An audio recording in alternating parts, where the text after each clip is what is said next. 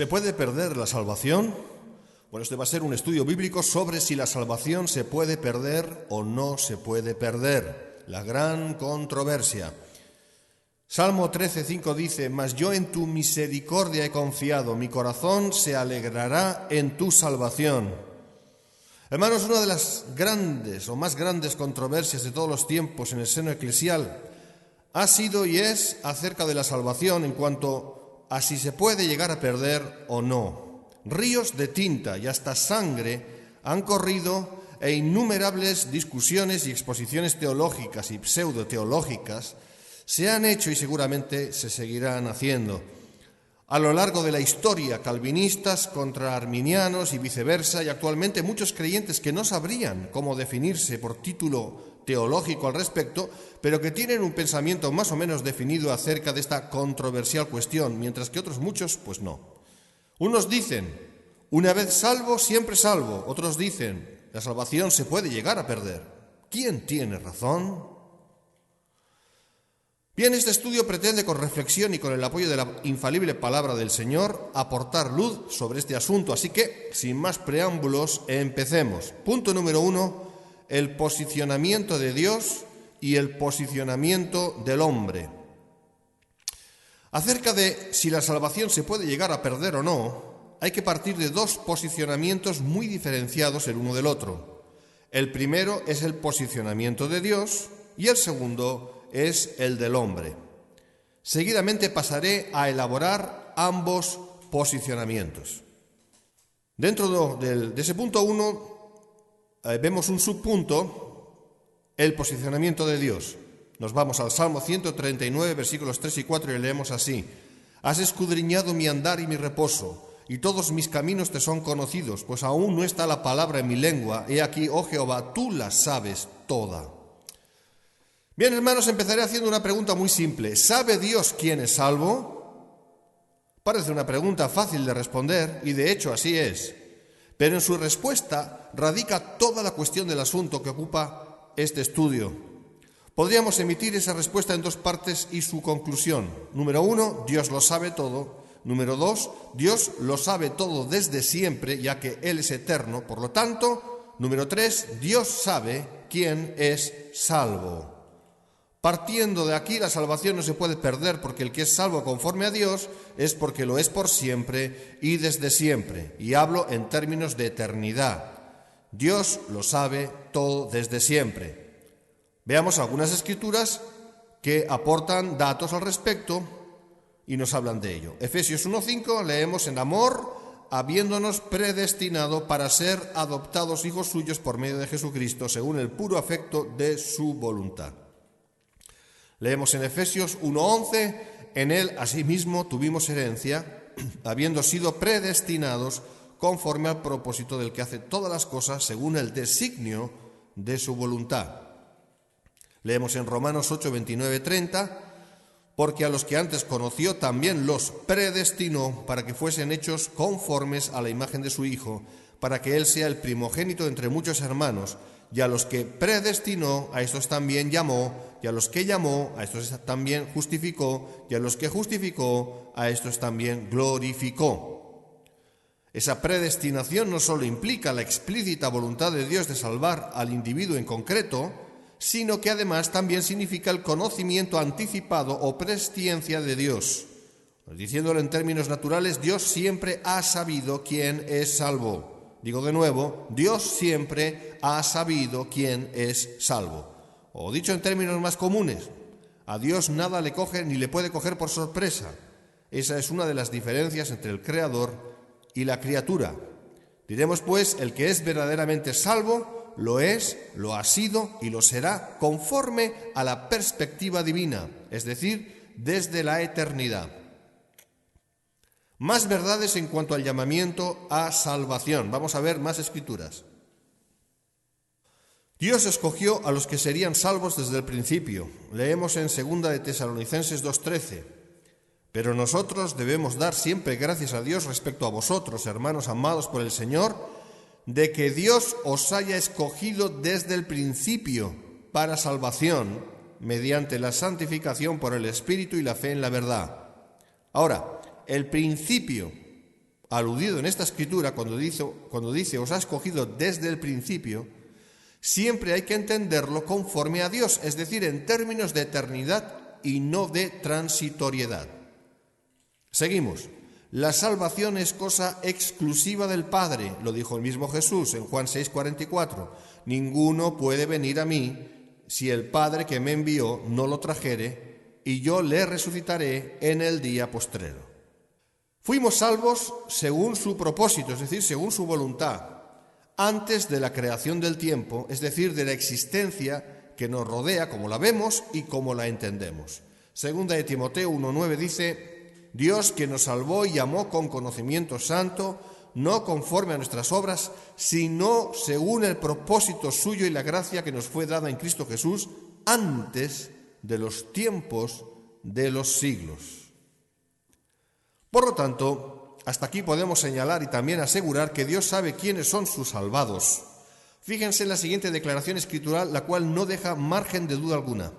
Leemos así en Efesios 2, versículos 5 y 6. Aun estando nosotros muertos en pecados, nos dio vida juntamente con Cristo, por gracia sois salvos. Y juntamente con Él nos resucitó y asimismo nos hizo sentar en los lugares celestiales con Cristo Jesús. Pues aquí vemos con claridad meridiana que para Dios los salvos ya estamos resucitados y estamos sentados, lo cual implica actitud de descanso, reposo. Estamos en el cielo con el Señor Jesús. En otras palabras, Dios no solo sabe, sino ve a los salvos gozándose con ellos. Esto es así porque en la eternidad no existe el tiempo, sino que toda la realidad natural de todos los tiempos, pasado, presente y futuro, está cabalmente cumplida ante Él. Y esto antes de que Dios creara las cosas visibles, de las que no se ven.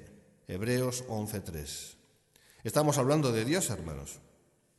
Por eso la Escritura también nos asegura que Dios sabe quiénes son los suyos. Segunda de Timoteo 2:19 leemos: pero el fundamento de Dios está firme, teniendo este sello: conoce el Señor a los que son suyos.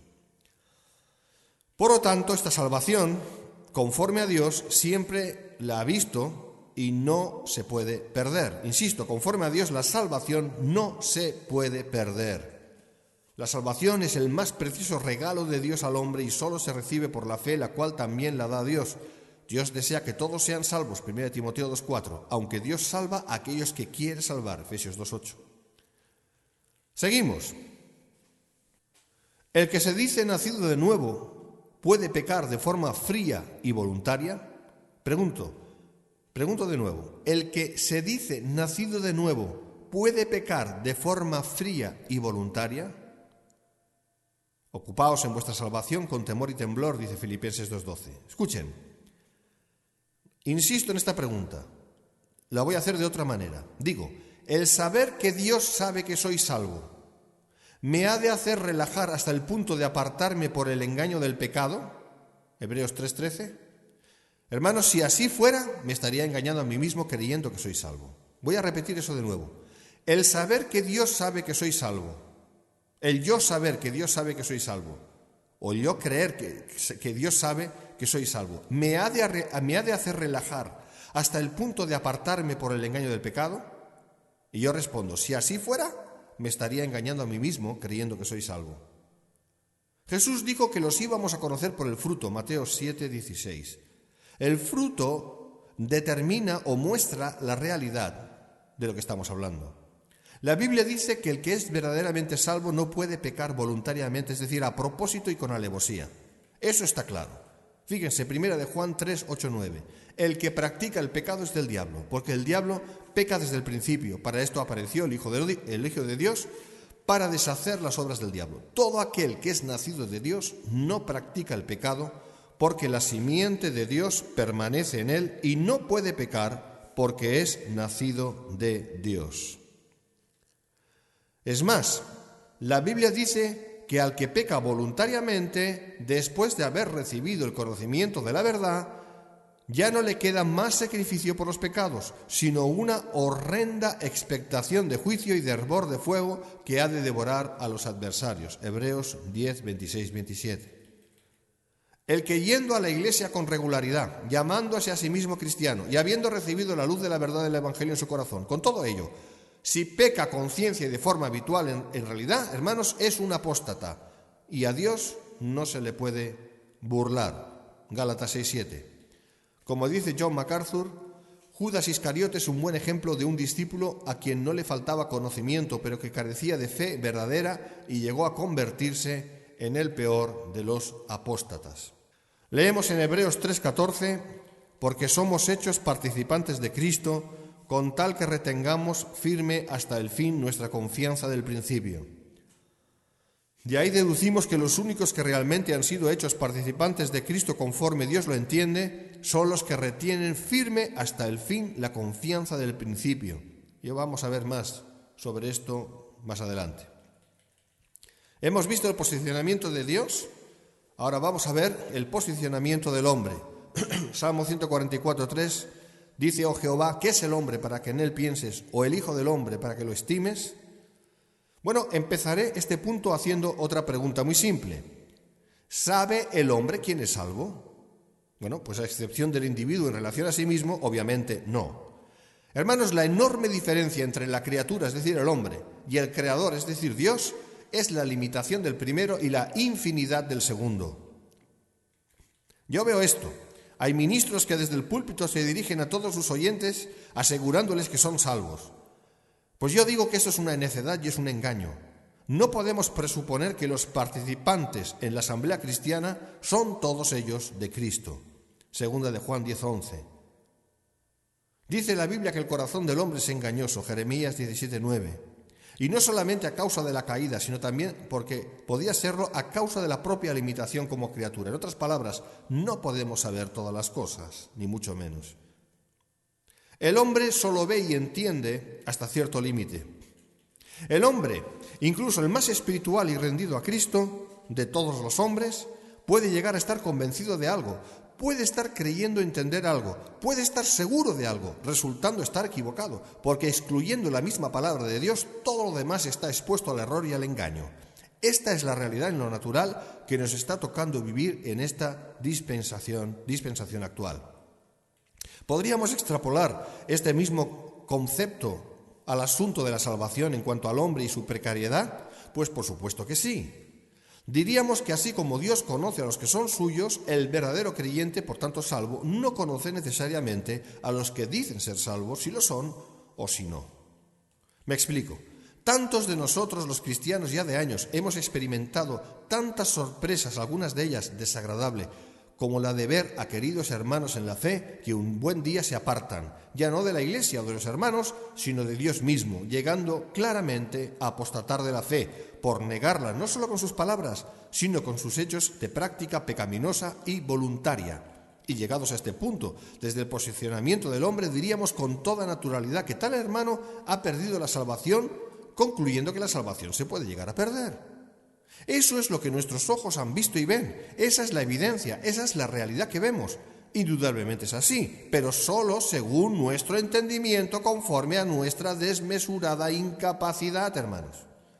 Ahora, respecto a ese hermano, entre comillas, que ha visiblemente apostatado, si le preguntáramos a Dios, seguramente Él nos traería a la mente el siguiente pasaje de la Escritura, Mateo 7, 21-23. No todo el que me dice Señor, Señor, entrará en el reino de los cielos, sino el que hace la voluntad de mi Padre que está en los cielos. Entonces les declararé, nunca os conocí, apartaos de mí, hacedores de maldad. Esto en cuanto a los que evidencian una apostasía, pero también los hay que no evidencian esta apostasía. Pero también hay palabra del Señor para ellos. Lucas 13, 26, 27. Entonces comenzaréis a decir, delante de ti hemos comido y bebido y en nuestras plazas enseñaste. Pero os diré, os digo que no sé de dónde sois, apartaos de mí, todos vosotros, hacedores de maldad. Son todos aquellos, y solo el Señor sabe cuántos, que están en las iglesias de Cristo y que a ojos nuestros son hermanos, pero no para Dios, porque jamás fueron salvos. Pongo estos ejemplos aquí para que podamos entender que en nosotros no está el saber todas las cosas y que, por tanto, nuestro posicionamiento en cuanto a saber si la salvación se pierde o no se pierde nada tiene que ver con el posicionamiento de Dios, que es el que realmente cuenta. Otra vez, conoce el Señor a los que son suyos. 2 Timoteo 2:19. Recordemos lo siguiente: delante de ti hemos comido y bebido, y en nuestras plazas enseñaste. Pero os digo que no sé de dónde sois, apartaos de mí todos vosotros hacedores de maldad. Lucas 13, 26, 27. Escuchen bien, hermanos, ir a la iglesia no es sinónimo de ser salvo, pero ir a la iglesia es mandamiento según la ley de Cristo para todos los salvos. Eso también hay que decirlo. Hebreos 10, 25. Sigamos, punto 2. El salvo es el que verdaderamente ha nacido de nuevo. Juan 3:7 leemos: respondió Jesús y le dijo: de cierto te digo, que el que no naciere de nuevo no puede ver el reino de Dios. Os es necesario nacer de nuevo. Bien, la Biblia muy claramente nos dice que el que ha nacido de nuevo verá el reino de Dios. Y si uno ha nacido de nuevo, es porque previamente ha muerto a la vida antigua de pecado y muerte. Y eso lo vemos también en la Escritura, en Romanos 8, 1, 2. Ahora pues, ninguna condenación hay para los que están en Cristo Jesús.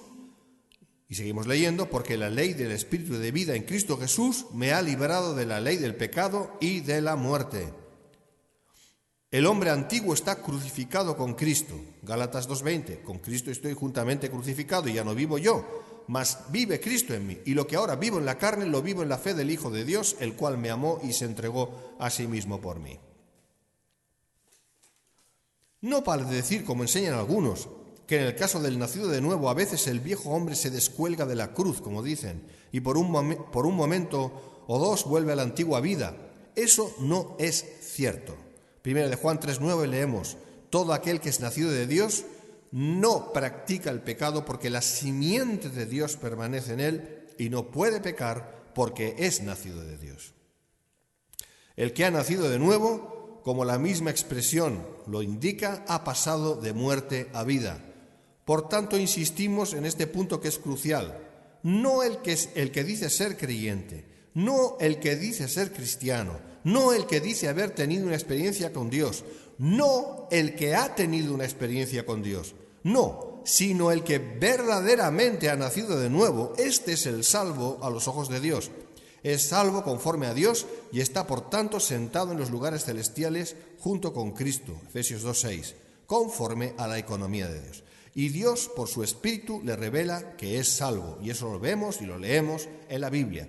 El Espíritu mismo da testimonio a nuestro espíritu de que somos hijos de Dios. Romanos 8:16. Así que el que es salvo lo sabe. Vamos a ver algunos casos. Vamos a ver algunos casos de lo contrario. Muchos me dirán aquí al respecto en cuanto a que la salvación se puede perder. El siguiente es un caso muy conocido. Puede ser el siguiente. Un momento. Yo he conocido a personas que un día se entregaron a Cristo, lloraron por sus pecados, dieron testimonio de Cristo y de su salvación, por meses o años estuvieron en la iglesia, etc.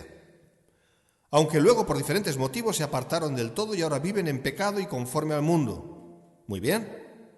Pero yo les haría la siguiente pregunta. ¿Cómo puede usted estar seguro de que realmente habían nacido de nuevo? Y contestaré esa misma pregunta. Usted no puede estar seguro. Vamos a ver el primer caso. Punto 1. Muchos hacen confesión de recibir a Cristo, pero solo es una confesión de labios para afuera. Mateo 15:8 dice: este pueblo de labios me honra, mas su corazón está lejos de mí. Punto 2. Muchos lloran por sus pecados, pero solo lloran, no se arrepienten y no se apartan. Ese es el caso de Esaú, que fue desechado y no hubo oportunidad para él para que se arrepintiera, aunque procuró todo ello con lágrimas. Hebreos 12:17. Punto 3. Muchos se encuentran cómodos en las iglesias donde reciben amor, aceptación, cariño, etc. Otra vez, Lucas 13:26-27. Entonces comenzaréis a decir: delante de ti hemos comido y bebido, y en nuestras plazas enseñaste. Pero se os dirá: os digo que no sé de dónde sois, apartaos de mí, todos vosotros hacedores de maldad. Por lo tanto, hermanos, toda su manifestación espiritual fue sin duda conforme a apariencia externa. Las lágrimas no siempre hablan de lo que hay en el corazón. Tenemos un segundo caso al respecto, y es el siguiente. Existe, respecto al enunciado anterior, el siguiente caso. Son las personas que realmente gustaron el don de Dios. Escuchen bien, gustaron, saborearon el don de Dios. Es decir, realmente tuvieron una experiencia mística con Dios, pero no nacieron de nuevo. Vamos a ver en la Escritura, en Hebreos capítulo 6, versículos del 4 al 6.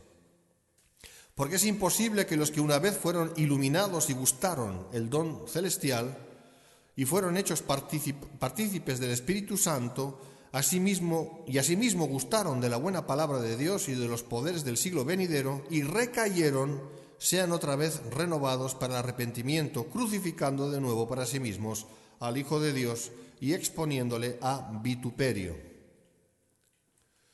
Bueno, claramente la palabra aquí nos habla de esas personas.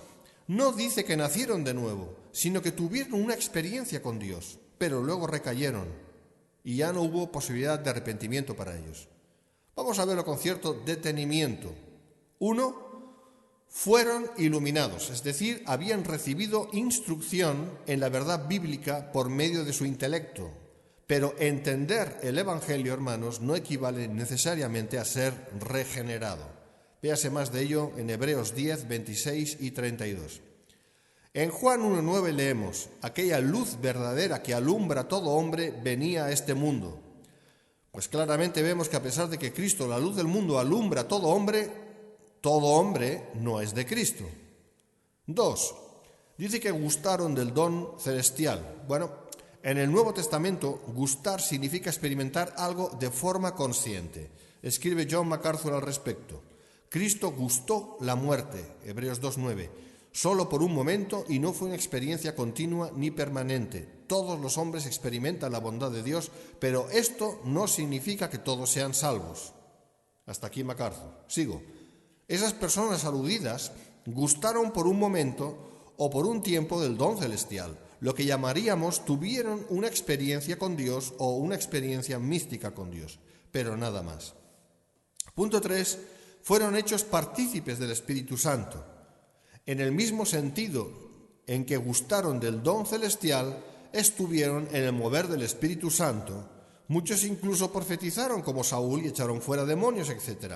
Pero eso no les convirtió en verdaderos creyentes, como tampoco lo fue Saúl. Hermanos, yo conocí a un creyente que tenía el ministerio de echar fuera demonios de las personas y lo hizo por años, los mismos que vivió en práctica de adulterio. ¿Qué me dicen? Así que no nacieron de nuevo porque apostataron de la fe. Otra vez, conforme a Dios, si no fueron salvos al final, tampoco lo fueron al principio. En ambos casos estudiados, ¿fueron esas personas salvas, es decir, nacidas de nuevo? Pues obviamente no. Hermanos, el que está sellado con el sello del Espíritu Santo, Efesios 1:13, en la economía de Dios lo está desde el momento en que antes de la fundación del mundo, Él, es decir, Dios, determinó que así fuera. Sigo. Punto 3. Las pruebas de Dios son para revelar la realidad en la que vive el cristiano profesante. Esto es interesante, lo vamos a ver ahora. Nos va a ayudar a entender mucho por qué pasamos por dificultades los cristianos. Primera de Juan 2:19 leemos: salieron de nosotros, pero no eran de nosotros, porque si hubiesen sido de nosotros, habrían permanecido con nosotros. Pero salieron para que se manifestase que no todos son de nosotros. ¿Por qué salieron de nosotros? Porque no eran de nosotros. Las pruebas que Dios permite o envía les hicieron sucumbir de su falsa profesión de fe. Hermanos, solo por la gracia de Dios podemos estar en pie, y eso solo por los verdaderos cristianos. ¿Saben por qué la palabra de Dios dice que nuestro Dios es justo, que prueba la mente y el corazón? Salmo 7:9. Justamente para que usted y yo discernamos quién es quién, quién es qué, ¿y quién soy yo o usted y todo ante Dios? Ahora, vamos a ver la siguiente porción de la Escritura. Vamos a Romanos capítulo 8 y leamos del 35 al 39 porque me baso en esto. ¿Quién nos separará del amor de Cristo? Y el autor, que es Pablo, da una serie de preguntas aquí. ¿Tribulación o angustia, o persecución, o hambre, o desnudez, o peligro de espada, y arremete diciendo, como está escrito, por causa de ti somos muertos todo el tiempo, somos contados como ovejas de matadero. Y resuelve, antes en todas estas cosas somos más que vencedores por medio de aquel que nos amó. Por lo cual, dice Pablo, estoy seguro de que ni la muerte, ni la vida, ni ángeles, ni principados, ni potestades, ni lo presente, ni lo porvenir, ni lo alto, ni lo profundo, ni ninguna otra cosa creada nos podrá separar del amor de Dios que es en Cristo Jesús, Señor nuestro. Amén. Ahora, la Biblia dice que el que ha nacido de nuevo es más que vencedor, Romanos 8:37. ¿Y saben por qué lo dice? Pues porque a través de las diferentes pruebas, venciéndolas, y solo eso se puede hacer con y por la gracia de Dios, se muestra lo que uno es en Dios, es decir, una nueva criatura. En otras palabras, al salvo nada le apartará del amor de Cristo, nada, pero del no salvo, cualquiera de estas cosas mencionadas en esa escritura le apartará, sea que siga en la iglesia o sea que salga de ella, eso no importa. Por las pruebas se puede atisbar quién es realmente nacido de nuevo de quién no lo es.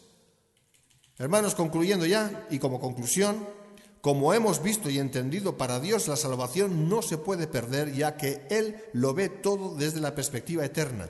No obstante, según el mero entendimiento humano, sí. Dios es el único que puede ver en el corazón del hombre. Dios es el único que conoce íntimamente al hombre. El una vez salvo, siempre salvo, desde la perspectiva de Dios es correcto, pero desde la perspectiva del hombre hacia el hombre, no. Espero que este estudio haya podido aclarar algunas dudas y haya podido también aportar luz sobre esta cuestión tan peliaguda. Dios les bendiga, hermanos. Muchas gracias.